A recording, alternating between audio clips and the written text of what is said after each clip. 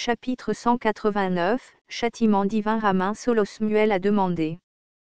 Qu'est-ce qu'une révolution? L'homme grenouille Gorgotha fallut et le centaure Téla se regardèrent. Oui, Yoranmuel dit alors. Je sais ce que c'est. J'en ai déjà entendu parler. Qu'est-ce que c'est? Dans un empire doté d'une structure de pouvoir centralisée, de telles choses n'arriveraient pas, mais dans le passé, dans les territoires impériaux, les seigneurs persécutaient souvent et agissaient durement envers les gens ordinaires.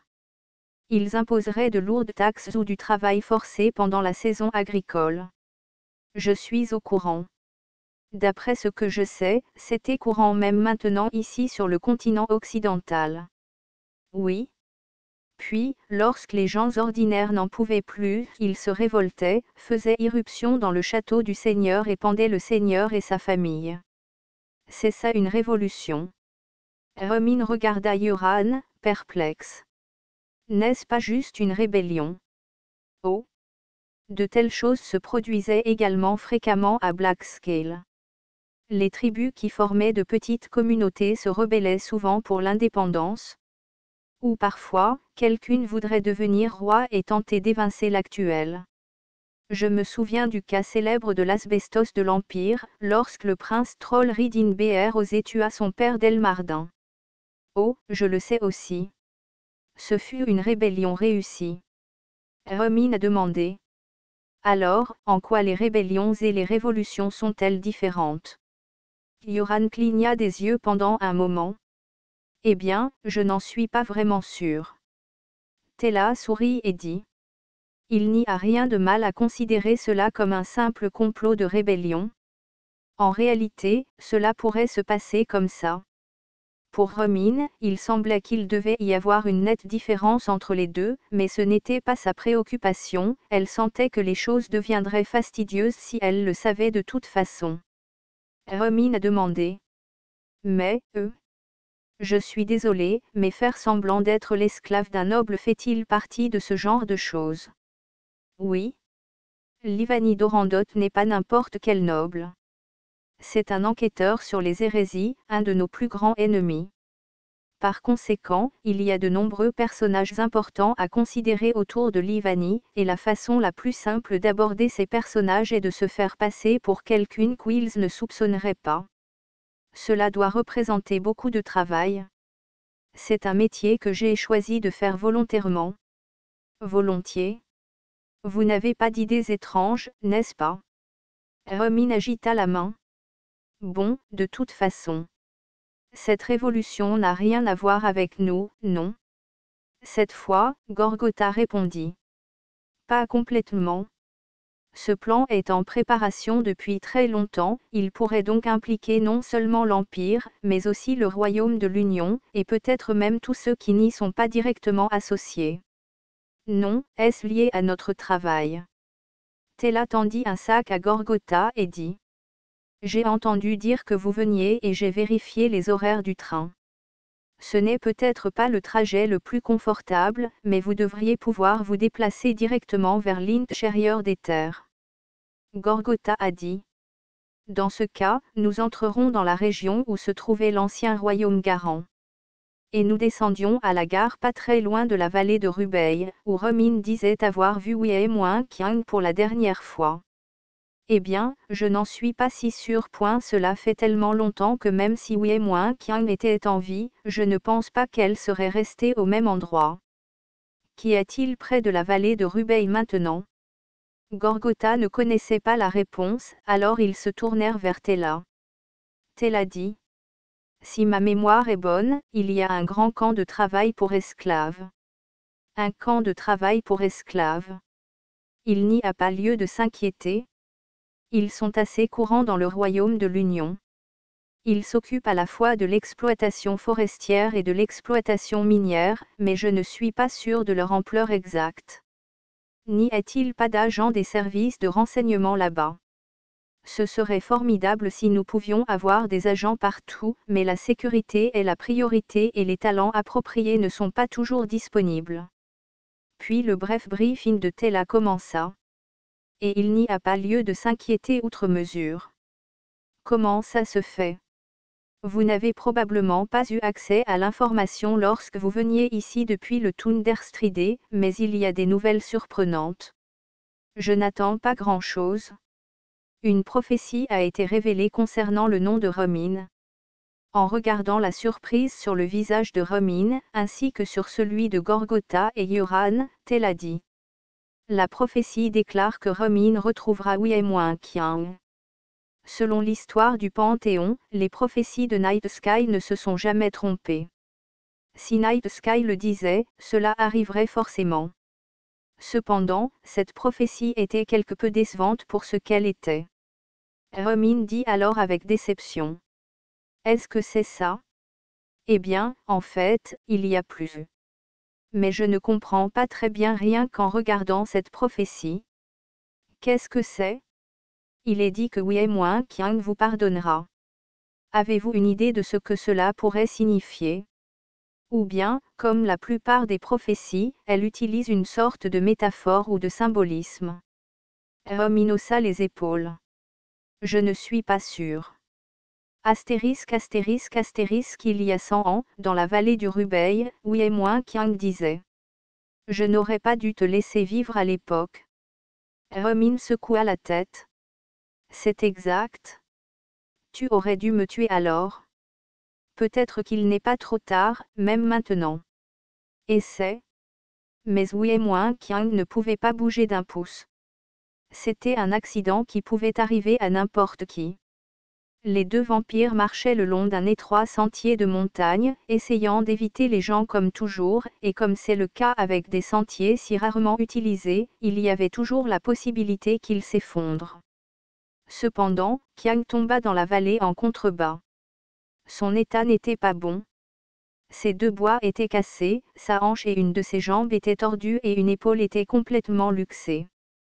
Romin aurait pu le remettre en place, mais cela n'a pas été facile. Wei-Kiang a déclaré. Savez-vous qu'une fée vivait dans mes bois? Oui. Essayez-vous de dire que tout irait bien si la fée était toujours là? Oui. Mais la fée est partie, et il n'y a personne d'autre à côté de toi que moi. Romin a agi calmement. Il n'y avait personne dans ce monde qui pourrait aider un vampire. Donc si Romin faisait une erreur, ils seraient tous les deux comme morts. Elle descendit calmement dans la vallée et vérifia l'état de Wei-Kiang. Sans la vitalité persistante des vampires, ses blessures auraient sans aucun doute été mortelles. Wei-Kiang perdait connaissance tout comme lorsque Wei-Kiang l'avait sauvé, Romin a dû faire un choix. La laisser mourir, ou trouver un moyen de la sauver d'une manière ou d'une autre. Romin a décidé de sauver Wei-Kiang. Cependant, le simple fait de faire un choix ne garantissait pas qu'elle pourrait sauver Wei-Kiang. Tue-moi, Romin. Je ne peux pas faire ça. Je ne peux pas vivre comme ça. C'est aussi un mode de vie. Il n'y avait qu'un seul moyen de sauver un vampire, c'était de lui faire boire le sang de quelqu'un d'autre. Et pas seulement un peu de sang, mais une quantité substantielle. Après avoir transformé Romin en vampire, Wei-Kiang lui avait appris une règle à suivre en tant que vampire. Ne tuez pas les gens pour boire du sang. Par conséquent, il devait rechercher activement les personnes qui méritaient la mort lorsqu'elles avaient soif.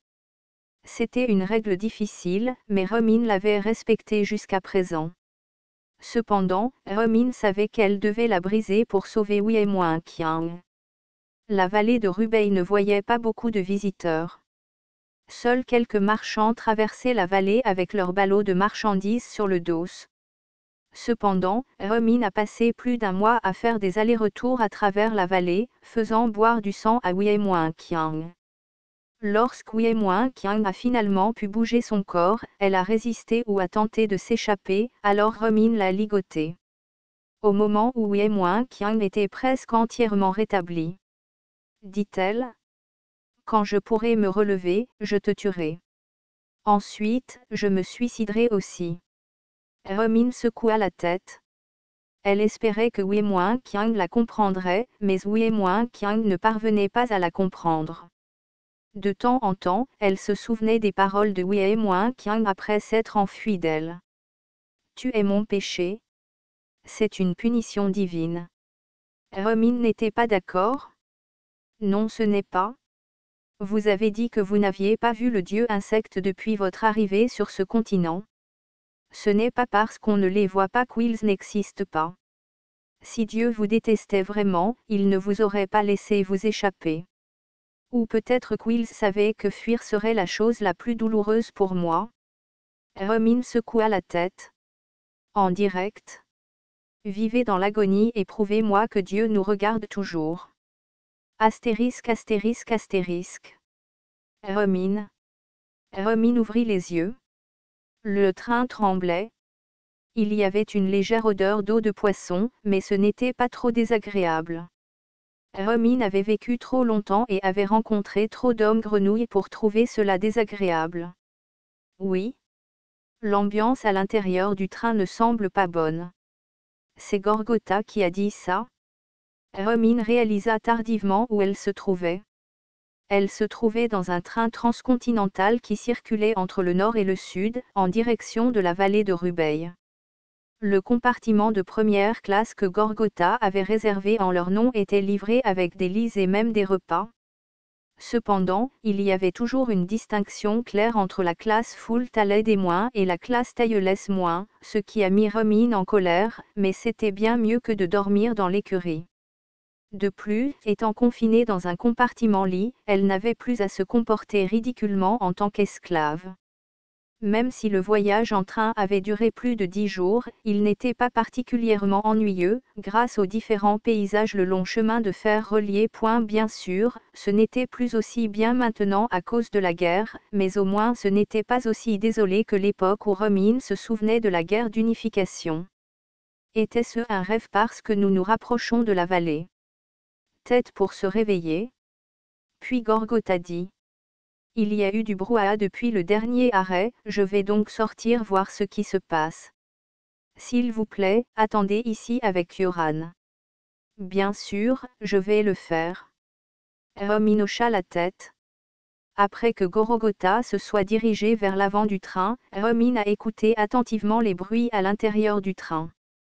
Il semblait y avoir du chaos pour une raison quelconque. Quelqu'une protestait bruyamment, suivie d'une voix contrastée mais autoritaire. C'est bruyant. Quand est-ce que cela a commencé? Juste après notre bref arrêt à la station précédente. On dit que ce n'était pas un arrêt prévu. Que devrions-nous faire? Yoran posa alors son doigt sur ses lèvres. Romin se pressa contre le mur et regarda l'entrée de leur compartiment de couchage. Quelqu'une passait devant la porte d'entrée vitrée. Toi, vérifie depuis l'arrière du train. Assurez-vous qu'il ne s'échappe pas vers l'arrière. Plusieurs personnes vêtues de vêtements noirs et masquées sont passées devant l'entrée et se sont rapidement dirigées vers l'arrière du train. Romin retint son souffle et tenta d'identifier le propriétaire de la voie. Ils étaient vêtus de noir, comme les autres, mais portaient un masque rouge. Romin a reconnu ce masque. C'était le même agent Feng masqué rouge qui lui avait proposé de la trahir sur le continent sud il n'y a pas longtemps. Pourquoi ce type est-il ici? Attendez une minute. Comprendre pourquoi l'agent masqué rouge était ici n'était pas important. Même si le masque était fait à la main, cela ne voulait pas dire qu'il ne pouvait pas y en avoir d'autres avec le même design. Ce qui comptait maintenant, cependant, c'était qu'il était des agents Feng menaçants. Romin ne savait pas pourquoi l'agent Feng voyageait, mais à partir du moment où ils sont montés à bord de ce train, Romin et son groupe étaient destinés à descendre du train et à s'échapper. Alors c'est simple. La réponse de Romin était simple. S'ils devaient quand même s'échapper, il leur suffirait de se débarrasser des ennemis qui se trouvaient juste derrière eux. Lorsque Romin dégaina son épée, Yoran fut surpris. Cependant, Romin n'a donné aucun signe autre qu'un léger signe de tête. Puis, sans laisser à Yoran le temps d'intervenir, Romin a percé son épée à travers la fenêtre qui la séparait de l'agent Feng au masque rouge. La lame a brisé la fenêtre et a atteint l'agent masqué rouge alors qu'il se tournait pour la regarder.